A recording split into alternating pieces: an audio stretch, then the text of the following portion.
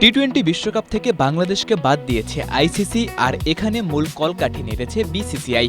অপ্রকাশিত এই সত্যকে কাউন্টার দিতেই পাকিস্তান নেয় কঠোর সিদ্ধান্ত, বিশ্বকাপ খেললেও ওরা বয়কট করবে ভারত ম্যাচ।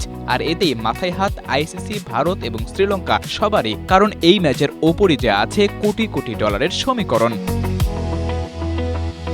ভারত পাকিস্তান ম্যাচ না হলে ক্ষতির অঙ্কটা দাঁড়াবে প্রায় ৬,০০০ কোটি টাকারও বেশি। তাই তো শুরুতে ব্যাক চ্যানেলে পাকিস্তানের সাথে নেগোসিয়েশনের চেষ্টা করে আইসিসি। কোনো আশানুরূপ ফল না পেয়ে ওরা শ্রীলঙ্কাকে দিয়ে অনুরোধ করায় পিসিবিকে, কিন্তু কোনো কিছুতেই যখন রাজি করানো যাচ্ছে না পাকিস্তানকে, তখনই অনেকটা বাধ্য হয়েই ওই ম্যাচের টিকিট বিক্রি বন্ধ করল আইসিসি।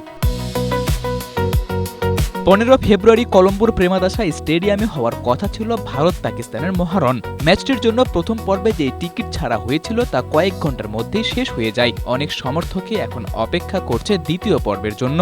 কেউ কেউ তো বিমান এবং হোটেলও বুক করেছেন। কিন্তু আইসিসি এবার জানিয়ে দিল দ্বিতীয় পর্বে আর কোনো টিকিটই বিক্রি হবে না ভারত পাকিস্তান ম্যাচের।